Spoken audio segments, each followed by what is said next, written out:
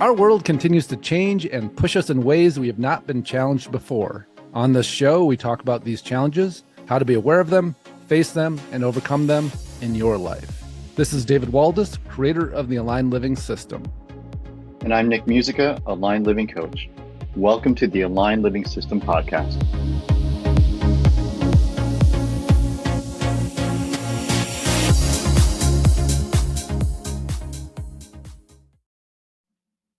Welcome to the Aligned Living System podcast. This is David Waldas here with Vavara Mishchenk. So hard for me to say her last name. She also happens to be my girlfriend. And so I should probably get that figured out, right? I thought it'd be interesting. Vavara, went through the 10-week program. Then she became an Aligned Living coach. And so she's been in quite a few series of the 10 weeks and is leading other people through it now. And so, we thought it would be fun to sit down and just start out maybe talking a little bit about her journey through it and her journey of going from being in the program to coaching. And, you were already a coach before, right? And so you want to talk a little bit about the coaching that you already have done prior to this and kind of how it led into... Yeah, I guess I could briefly mention that I was using different coaching techniques before and kind of even doing my own thing, not realizing how much it is my own, which I assume everybody does it and everybody feels what's happening to the other person, feels what's happening in their body and all of that. I was trained a long time ago in Gestalt therapy. I was using another Russian technique that probably won't be translatable yet to English properly, but it's like another combination of traditional knowledge, esoterical knowledge, all what works super fast in environment we are right now. So that was amazing. So yeah, I've learned traditional coaching as well and was using mix of the techniques, and Aligned Living seemed pretty interesting somehow to add to my knowledge and see how it will blend with other stuff or even used separately is amazing. So which I'm already doing for now somewhat separately, realizing I'm still blending my own stuff somewhat, even teaching the tools. And that is interesting, right? Like even when we know the tools, like as soon as we start working with people, particularly we're intuitive, like you're a super intuitive person. It's funny. I was just thinking about when we were at talk about Bowiesen a lot on here and going to his events, and Vavara came to me with me to one of the events, and part of it we break off into these small groups and we do some coaching with each other. And it was funny. We're both just like getting the same kind of like coaching together, and these ideas were just coming through, and it was flowing very easily. And other people in the group were like, "Wow!" And we're like, "It's just obvious, right?" Yeah, just to mention, we were in the same group, even though we break up in different groups. Yeah. Different people. We were at that point at the same group with other people, and we both thought like it's obvious to me, and like, why would I tell it when it's obvious to everybody? And it turned out it was obvious to two of us, but not everybody else. It was just like the interesting contrast, like again confirming that the knowing comes as a knowing. It's an interesting piece too, right? When it's like so much of intuition is like, well, it's just obvious, right? And I think it's so valuable too, if that's part of your awareness and part of your way of being, when you I was joking about how much trouble I got in as a kid and even into adulthood, right? Because it was just obvious. Aren't we all talking about the same thing? But people are spending their time trying to cover up, what's obvious to people that are intuitive. And as a kid, like I had no idea too, and I would bring up stuff as if everybody was talking about it. And when I say a kid, I remember at work getting in trouble for the same thing I was getting in trouble for as a 5-year-old.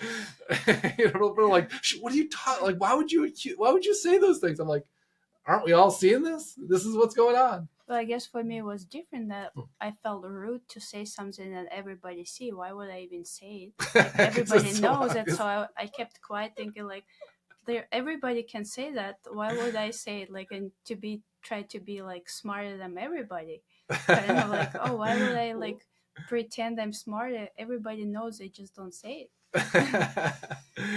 That's hilarious. And so yeah, that was the experience. We were both, coaching one of the members, and I think it was like 5 of us in the group. And I remember the other people laughing, like you guys are right. Like, where did that come from? We're like, you just look and and so it is such a fun part of coaching, right? And I think that when we have that intuitive part, our whole background, everything that we've learned. I mean, you're an art therapist too, right? And so mix that into your work a lot, and working with the unconscious with all that, or and so when that's part of who we are and how we operate, like it just ends up in our sessions.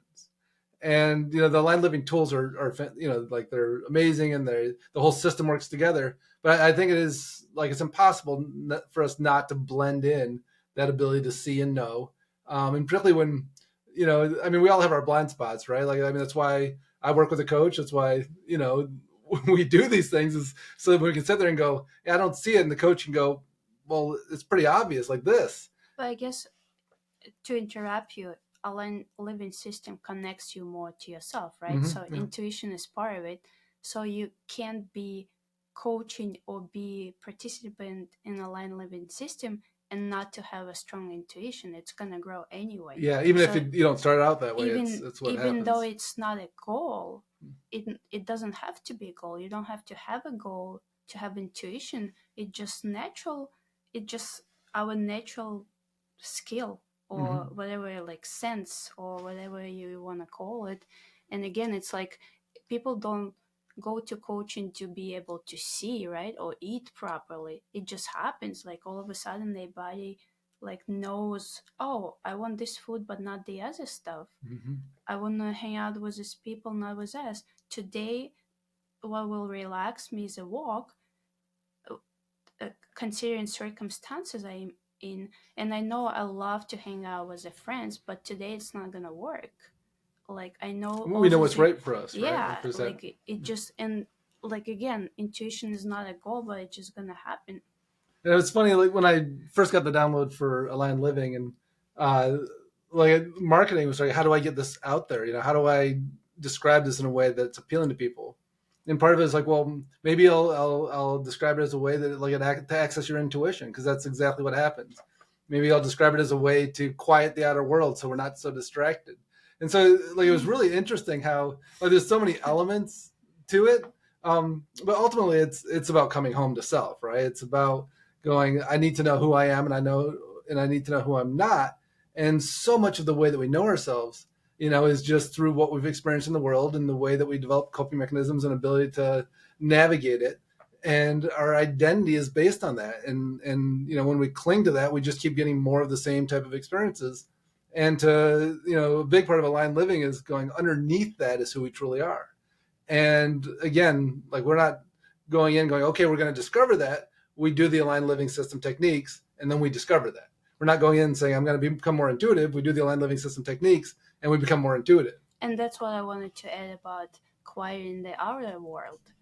People may already quiet it, like shut it down or turn off their senses, and it's quiet, it works, it's great. But the life they live is not exactly amazing. They don't feel good feelings. They go to enjoy themselves, but they don't enjoy themselves. At the same time, yeah, they may not feel all their, let's call them bad, but not really bad, like sadness or whatever, to that degree. But at the same time, when they can't fully feel the sadness, it doesn't go through. It gets and they don't really feel their aliveness. Right, exactly. Yeah. So again, they this is a bonus of aligned living system, but not the goal to quiet the world.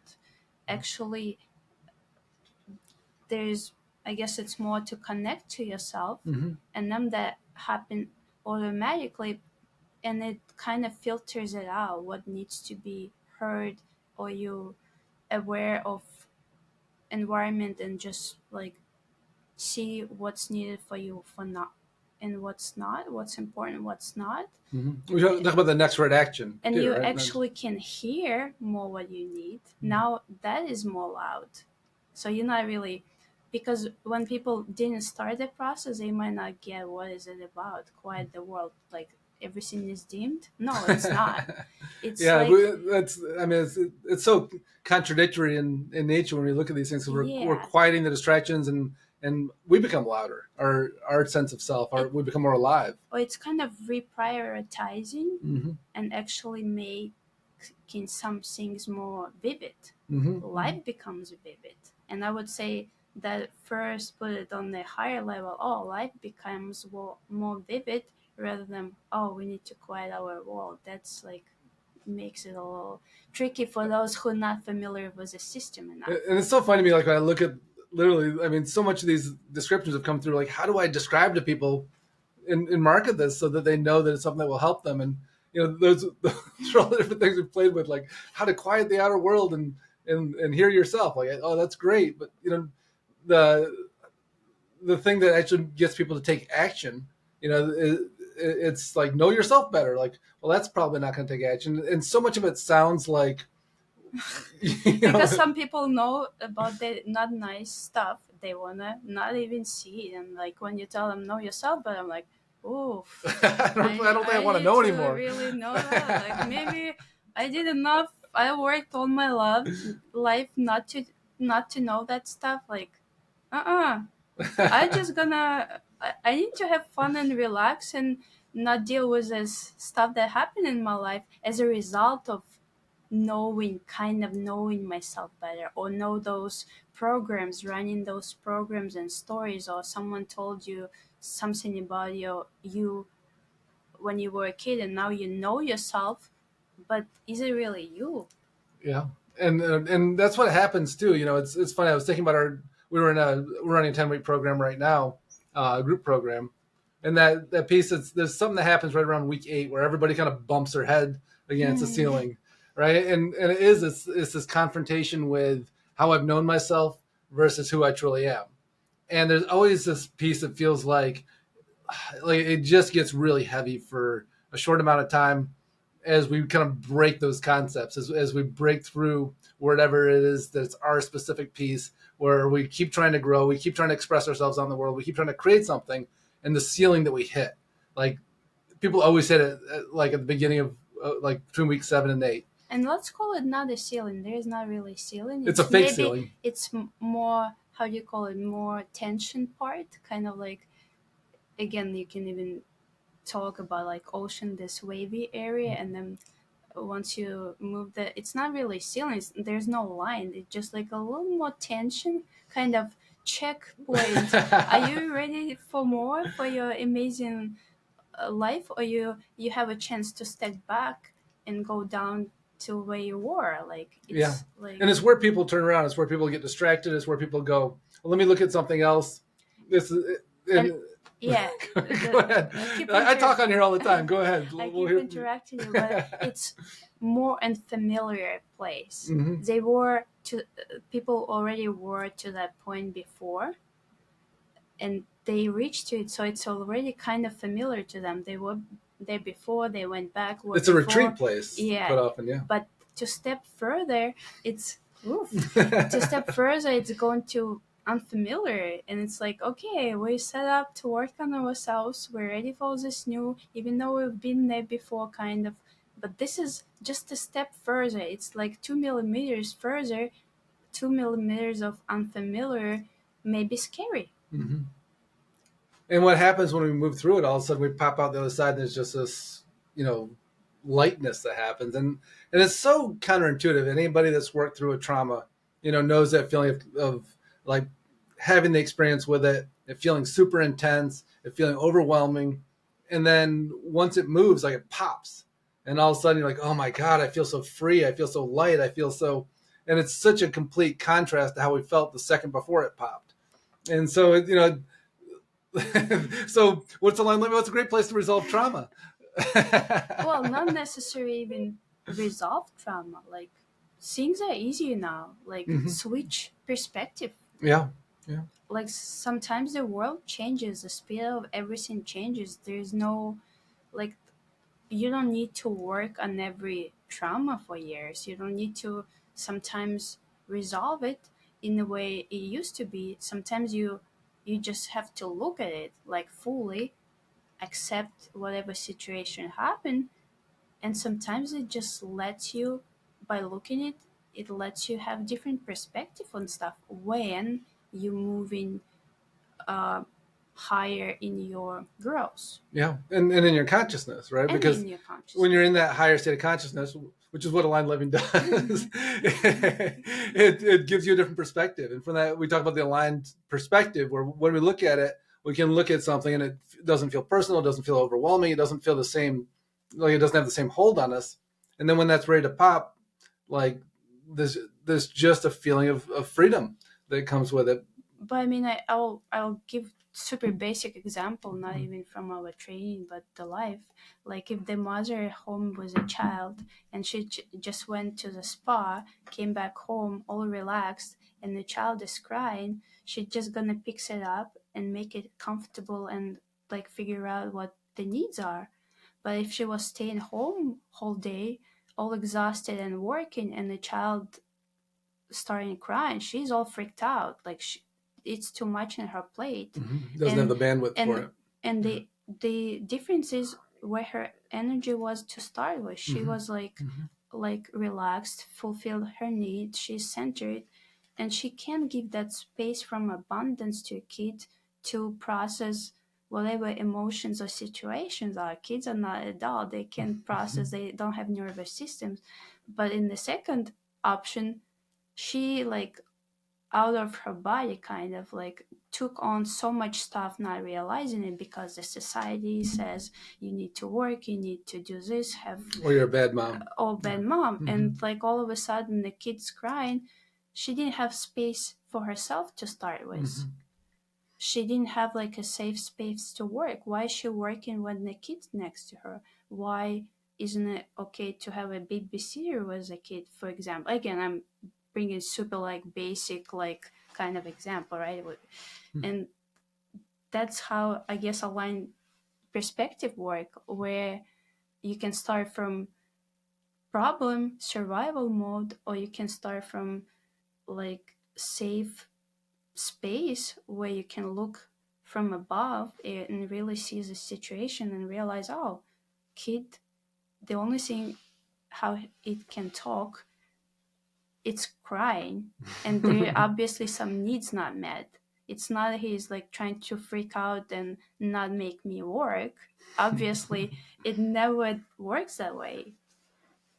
Yeah, that's great. And I mean, I think perspective is everything. And I think any of us have been in an experience where like our bandwidth is shrank. We just don't have the, the space inside of us to deal with whatever's going on. Like we all know that experience. And so, that is, I I have another example. All right, go for it.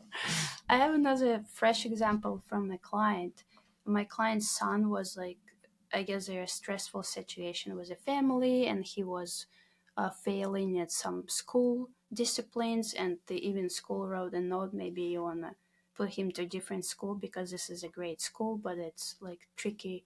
I mean, the standards are high in this school. Yeah, and he it's was it's not just an open public school. And so on top of what's going on in the family for her personally, she's going through a lot of stressful situations and being sick just temporarily, like like a flu, not crazy, but just staying home with two kids she has. And this is happening, and when she's in her lower kind of survival mode, she demands from the kid to study better, because the society tells to be, push harder. He needs to have a grades, grades. And after one of the sessions, she was able to talk to her kid and say, we're here together, and we are a team, and I am ready to help you if you would like to go better with those grades, or tell me what will help you. But if you don't want to improve the grades, I can help you, and that's fine, but I'm here with you, and you don't need to move those grades up because it's needed. And I guess maybe that last part, I don't know how she put it to the kid, but she explained to me, she realized like that's a program. Kid needs great grades, and really connection is a priority for her. Like connection with her own kid. Support. And they had amazing conversation, and she said the whole week they had better connections, laugh for no reason. And again, like for no reason, it's like a logical kind of explanation, but isn't it normal to have an amazing time in the family like all the time? Isn't it a reason to enjoy ourselves just because we are together? Isn't it enough of a reason? That's great. Yeah, I mean, it's so funny that all the so here's what Aligned Living is about. It's about breaking the programming of society. and you know, but breaking it within yourself. Yeah, like coming home to your own truth instead of playing along. And like, it's so funny how many programs we play along with and we just have no idea we're doing it. And then we point it out and go like, oh, I'm actually putting, these grades at age 12 over your own mental health, over your own sense of feeling supported, or over your own sense of feeling loved. Like, is that really the message that I want to teach to my kid? And then like coming home to this clarity of like, well, it doesn't mean that the good grades aren't going to happen. It doesn't mean but there's some foundational stuff that needs to be in place. And usually good grades aren't happening because a kid doesn't feel loved, doesn't feel supported, doesn't feel safe, and doesn't feel like they can trust their situation to move forward. And I have clarifications here. So aligned living system may not be exactly breaking the program of society, but questioning what works for you, what's not. And what brings clarity around it. Yeah, brings clarity. And some of the programs, we live in society and we still have to follow some common senses to be, not to be nice, not to be looked as a doing right, but like it's normal. There are like how you eat, social etiquette, societal norms, like that's fine. Like that's why we live in society on this earth, and that's normal. But questioning those things that, oh, does this really work? Does it do me better? Does it create the life I want? Yes. And does it really like pushing the kid to have a good grades? What does it really do for our family? And then remembering, oh, how was my experience in the school? Did my parents do that to me and I hated it, for example? And again, every family is different. And maybe in some families, kids are not pushed and then they blame their parents that parents didn't push them, so they didn't learn anything and they try to do opposite. So there's all this, it could be one way and another, but it doesn't matter. It's the matter how does a program goes with you. Yeah, and it brings us to the present, right? If we're trying to correct our past by going, I wasn't supported, so I'm going to support my kid, or I was so supported that I didn't have the strength to keep doing the things I needed to do and create a successful life. Like, it's not about us kind of trying to solve our trauma through, what's happening now. It's about coming back to a place inside of ourselves where we are clear, and it's funny. And at the same time, like my daughter Ava, who's 20 now, took some time off from college and is traveling, and she's in like Bali and going doing her yoga training. And I was like, God, I wish I did that when I was her age. I mean, like I said, I think I've told this story on here before. Like I kind of majored in soccer. Like I wanted to go play 4 years of college soccer, and so that was really what kept me in school. Like I didn't really, like I wasn't a student. It didn't mesh for me at that time. And then when I went back to grad school, I was ready at that point, and I loved school then.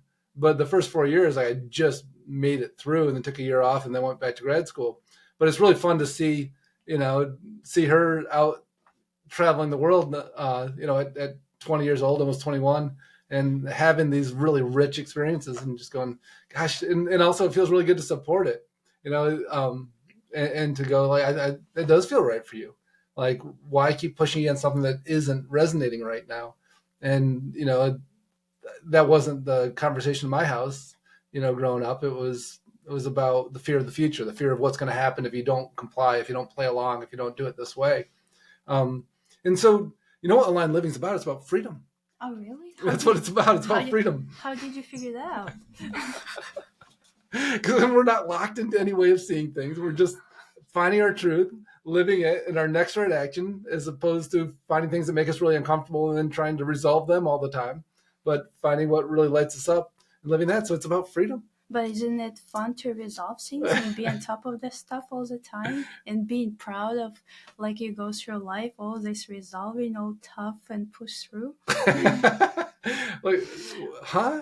What are you talking about? I'm talking about the program that some people maybe not fully realizing have, and when it's easy, it feels like super not normal, not okay, and so was it unknown that it freaks people out. Like, easy is unknown, and even with ALSystem, some tools are super simple, but because they're super simple, brain freaks out and like, how could it be this easy? I don't trust it. All my life, everything has to be hard. I had to work hard to do this.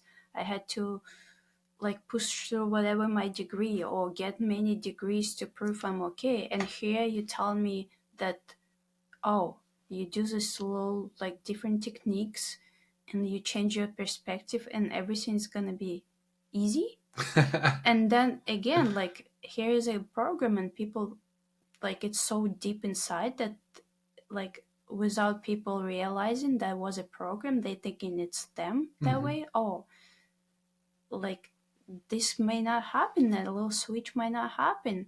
And that's where, I guess, where people, like you said, hit the ceiling or hit that tension zone, where they have to get rid of this program and realize that was never them. That was just how they had to adjust, how they have to survive. And it did work in order for them to survive on that level. But now they could choose. Now, like, that multiple choice bank changes. We can go like, oh, this was my options before, and now these are my options. And the idea of it's funny because you go, well, things are easy. You go, but maybe we're doing the exact same thing. We had to do the same exact thing, but without the stress, without the anxiety, without the worry, without the trying to do it just right versus doing it what's right for us. Like, it's the same thing, but all of a sudden it feels easy because we're doing it in a more natural way, or we're trusting the outcome, or we're trusting ourselves, or we're not doing it for the wrong reasons. It's amazing. Just that piece of clarity and trust makes difficult things feel less difficult. And when it doesn't feel personal, when it doesn't feel like we're being pushed around, I mean, it's such an interesting thing to describe. All these changes, but it's fun to talk about and just And I was going to add about clarity. It's not like a lot in living promises as clarity and knowing your future. No, it's actually promises you unknown and stepping to it, but from your centered space, where no matter what, you will resolve it, and you'll deal it with high perspective, and it would be easier if you stay that way. But unknown will... You're going to create something different for your future than you have been creating, which creates an unknown. But unknown will happen no matter what. But you can hide in the old programs and pretend life doesn't change, but does change constantly. Even if your day looks like the same over and over again, there's still going to be unknown. You can hide from it, but that means you, instead of running towards your nicer life, you kind of running backwards more into the programs, not to feel, not to have that vivid life and vivid experience. And is it worth it then? Yeah, it's always amazing to me. Once I started on this path, and I wasn't always on this path. I mean, I was always curious about this type of thing and personal development, but until I was probably, I think at 30 years old is when things really lit up for me, and I started to think and see the world differently. Of the idea that I could actually keep improving my life, I could keep improving myself, I could grow in ways that the possibilities for myself and my future, are so expansive. And the moment we do that, like, I think, it's great that you're bringing up the unknown, because I think that is one of the scariest parts of, like, when we start to grow and change, we're like, well, shit, what I created before isn't going to be the same thing I create. I don't know what it is. And that can be super exciting. And I find it that way now. And at moments it's terrifying. We're just like, oh shit, like, now that I know that this is available, or this next level of me shows up, And I'm like, well, I wonder what this guy's going to create, and it's super exciting, but at the same time, it's like this expansiveness where we're going, all right, beyond the pale. Like I'm going beyond these places that I've known, and I'm creating something new, and it's amazing. And it's also like, we don't know what it's going to look like yet. And again, like, addition to what you were saying, it's creating something new, but not really new in a way like just creating. It's creating something honest. That's a great point. And when you were saying I keep growing, I forgot what words you use, improving myself. It's not really improving. We're already fine. We were born amazing. And it's not really improving, it's removing the dust and stuff that's stuck to us. All the stuff we're not. We're not. So it's basically cleaning ourselves and removing the layers that hide the facets of the diamond. Like, is it like just the word improving makes us, maybe some people or even me, like felt at times of personal development that I'm not enough, I'm not right, or something. And it might get to people like that, back to the victim story or victim program, right? Like, oh, something's right, not right with me, something's wrong with me, I need to improve myself. But you are already fine. You were born that way, but the stuff that was stuck, so basically you cleaning those layers of stuff that doesn't even belong to you, that doesn't work for you, to create cleaner, more simpler, honest, and more resonating for you experience, which again you were made for. Like all of the desires and wishes that come from your heart, or you can call it soul, that what's created. You were made for that. And you just have possibility to make it more real, more honest, and more clean from now on, once you have the different perspective on things. That's what aligned living does. I love that perspective, and that's entirely right. Like how much of what we do is about and I think when we start on that personal growth path, it is about trying to become something more. And then when we realize, like, most of my work is actually letting go of what I'm not. And then what emerges is that something more. But it starts out with a very, it's very counterintuitive, because you think, I need to grow, I need to learn this new skill set, I need to develop myself, I need to hone myself. But it's like, I need to stop doing a lot of the things and stop being a lot of the ways that I survived. And I was going to say, it often starts from survival. When people hit like a hard, like, people don't go mostly to personal development because they would love to learn something and get to unknown. Because life's great and they want it better. Obviously, or most of the time people go to it because something's not working, and they in that lower, whatever frequency or energy mode kind of survival, like they need to fix it, and it gets them, unfortunately or fortunately, it kicks them to that place, okay, enough, like you have to figure something out. And survival mechanism at that point works well for them to push them, like, okay, you have to figure something out. Yeah, this isn't working. Yeah. But then I think it's good to realize, no matter what kind of personal development people do, whether it's aligned living, anything, right, in general, like that, okay, got you there, but now, like, for personal growth, not to be like, oh, I'm constantly not enough, like I would be exhausted. That's what it used to be. Like, personal growth used to be like, let's look at all the ways that you're like, falling short.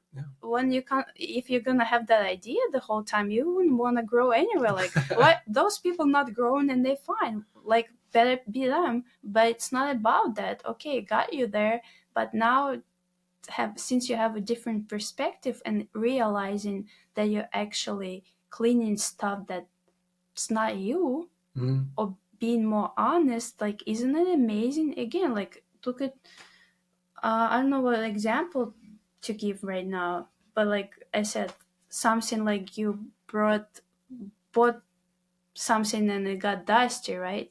You're not saying, oh, it's not enough right now, you just clean the dust off and it's shiny again, whatever it is, right? I can't think of anything more specific. Well, if we buy a car and it gets dirty, we don't go Right. like there's a car wash. Yeah, we just clean it inside and outside. And actually inside with everything personal grows is not just this mental talk. I got an inside and now I got the world.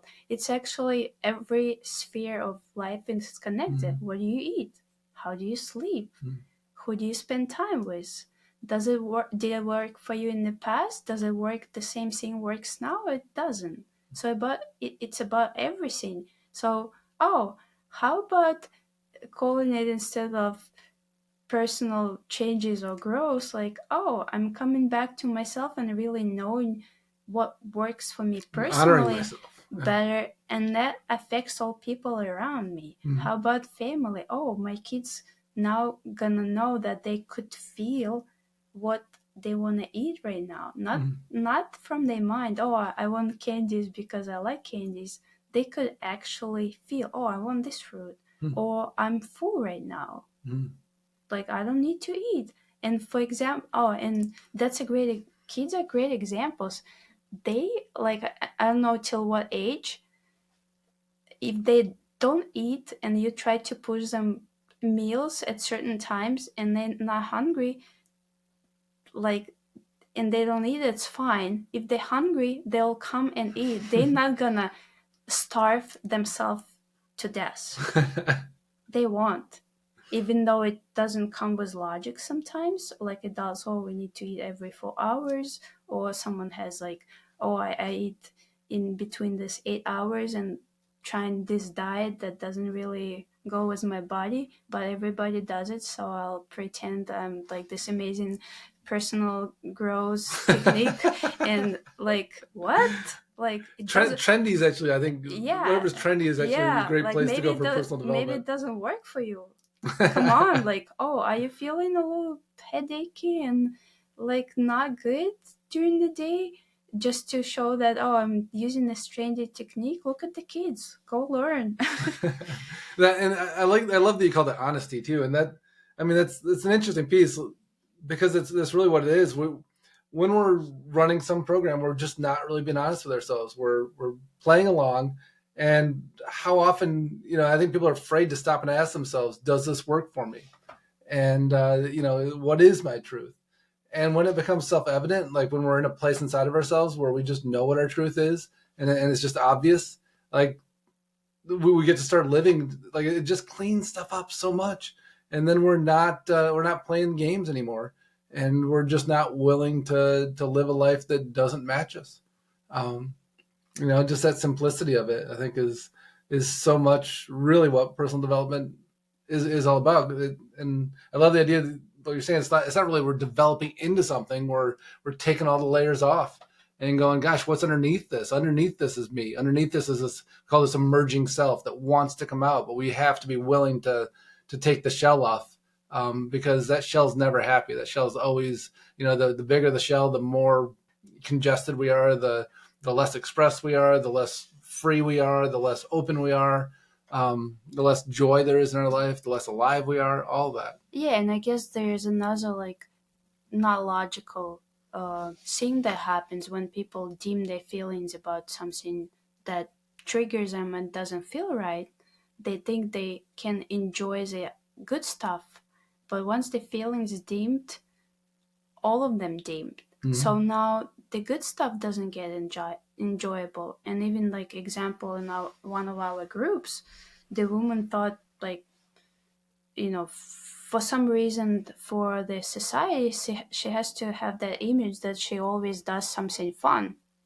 And she would do that, and it will give her pleasure, I guess, mental. I'm doing something fun, it looks nice in society. But it turned out she didn't enjoy those things fully. She didn't have feelings. And it was confusing, right? Like, this should be fun. Why isn't it fun? Logically, for everybody, it's fun. So she supposed to feel fun, but for some reason, like, she's not connected to herself, and maybe fun for her at that specific day. On another day, is different thing, and there's a lot of even from society fun options to pick from.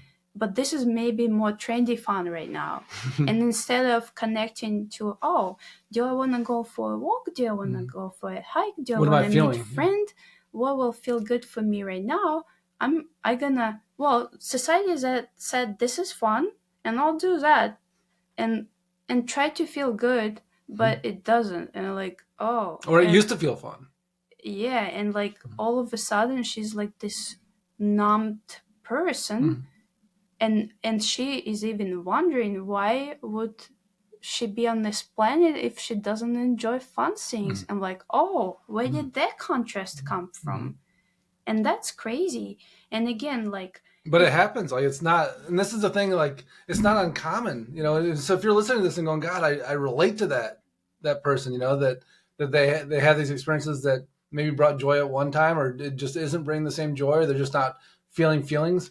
When we get stuck in our trauma, or we get stuck in the places where we have to shut down a certain part of us in order to feel okay, like, you know, we're not surgeons doing a microsurgery where we go, I'm just gonna shut down this little tiny part of me.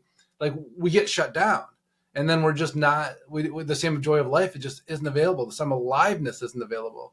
You know, it's interesting. I was thinking about this client I had years ago.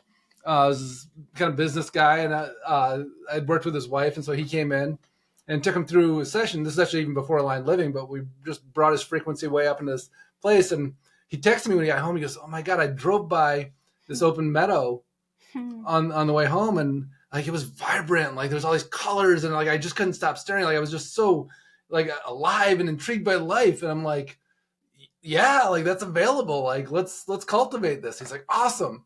And then he never came back. Right. Right. And it was like the idea of like going from that back into like the dullness of shutdown again. You know, it's amazing. Like, when that's available, like, it's hard for me to wrap my head around why people would go back, but they hit their head against the ceiling and go, like, this is scary. This is unknown. This is, like, you know, whatever that upper limiting is, that too much of goodness. And they go back to a safe kind of, you know, I always say when people go, I can't bear this, I'm like, well, you can. It's just a matter of how much you need to shut down for this to be okay. And, you know, that's how we manage situations. And when we're in situations that we feel trapped in, that we don't feel like we can change, it requires us to shut down to whatever the degree is for us to survive that. And often that happens in our childhood. Sometimes it happens in our adulthood. But when we're ready to be free and we're ready to break out of that, when we get to raise our consciousness, raise our frequency to where there's that vibrancy and that aliveness again that almost all little kids have before society shuts them down, to be able to get back and access to that, you know, like, everything comes from that place. And when we create from that aliveness, it becomes a prerequisite to what we're going to do. And very few people live that in their life, because we all have to shut our consciousness down to fit into the containers that we've created. And we really don't need to. It's just a story. Yeah, and I was going to add, when we shut down or kind of function within the programs, not realizing, not ever going above, or not even seeing the programs or questioning them, everything that happens becomes mixed up. And now all the fun stuff and not nice stuff kind of mixed up. And I guess a lot of people know that, like, your day could be going amazing, there's a lot of good stuff happening, and then at the end of the day, let's give example with New York, someone stepped on your foot in the subway, and you ask, like, turn around, and they even said some nice, not a nice word, or they kicked you, like, going in the inside of the train. And for some people, they could be ruined, and it feels good. Or even bigger examples, there is a fight at home with your loved ones, and now all day is like, it was a worst day ever, right? If it's a big fight, but everything else gets forgotten.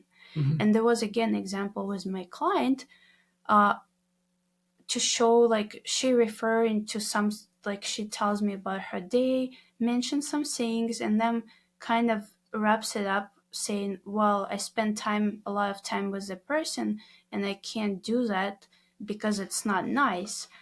But I was listening to a conversation, to her story, And first part of it was actually nice, Mhm. like really enjoyable. And now we go to different perspective, higher one, and now we can differentiate what of that day worked for us, what didn't. Yeah. And it's the same with like food. Oh, this works, with doesn't. This type of relaxation works today, but may not work the other day. And the thing was like she was spending time with her ex and their kids. And first part of the day when they went outside, let's call it park, I forgot exactly, something like together, and it was enjoyable. She was in alignment, nothing was triggering her. But at the end of the day, how he behaved and conversation went sideways, and she like got in a bad place. Now you've ruined the whole day, right? Is the saying. Well, she didn't say it to him, but she got a picture that spending a lot of time with him is not good. And I had to ask her a few questions. So spending time with him this way, how the beginning of the day, was it actually good? And she's like, yeah, I really enjoyed it. But when things change in this environment, like environment change, they weren't more outside anymore. There were even more closed environment where he could say whatever he could. And the conversation went somewhere where she didn't prefer, or like the old stories and patterns and whatever. And this is not enjoyable. So it's not about spending which amount of time spending, it's how it was spent. So that first time part of the day actually works. And because they have shared kid, that actually works to spend time together that way, to be with a kid if he prefers to all of them, and it was actually enjoyable for her. But the other part is this new part that she, not new part, it's old part, but where she could realize, oh, this actually doesn't work. So I can do that, but don't need to do this. But when we lower like our energy not there, we can't even differentiate that. So everything related to the person become awful, and we can't like do, obviously she prefers for her kid to enjoy the family. So how is it possible if you throw it to that whole pile? It's not nice. Or limit the time. Okay, again, her story was amount of time is not good, and limiting the time. But if she limits the time to the second part of the day, which didn't work, the limit won't change anything. Right? She would have the same like arguments and whatever. So it's not about limiting the time, it's about choosing what kind of time or what kind the of circumstances around activities, circumstances work. And that's like gives you options. Yeah. And I think that piece, when we're in that higher perspective, things just don't feel as personal, and we can look at it that way. But when we're in it, like now I'm upset, my emotions are all stirred up, the whole thing, I'm just not doing it again. And we cut things off. I mean, it doesn't allow us to navigate with that cleanness. Yeah, at that point she didn't even get to the point, I'm not doing this again. She just felt awful. She like was like not like her mood was destroyed. She got probably into her other traumas and overwhelmed. Like she can't even, like she wasn't in the point like I'm not doing this anymore. She's like a lot happening. That's a lot of time. I'm like in the bad place, and how can she function from that? She can't even like she has to go back to work. She has to do other stuff. Doesn't have the energy to get everything else done. She's just like again, it's affecting all areas of her life now. The where her energy is. Yeah, the dip. Or how. And even giving that power away too, right? Yeah. Interesting. I'm realizing we're almost at 50 minutes here. So we normally do our half-hour podcast, but I'm sure we'll do more. Yes, just so interesting where the conversation goes. But I wanted to bring Vavara on, and it's so fun now that she's working with the system and bringing her own stuff as well, to bring more insight to this. It's fun to have different perspectives. You've heard Nick and I talk a bunch, and had a few people on here and there, but I thought it would be really fun. So thanks so much for coming on and sharing your experiences with everyone. And I'm sure we'll do it again. So thanks everyone for listening. Thank you. All right. Have a great week. We hope you enjoyed listening to today's podcast. And if you did, please subscribe so you can catch the next episode. If you want to learn more about the Aligned Living System and how it could support you in your life, check out davidwaldas.com.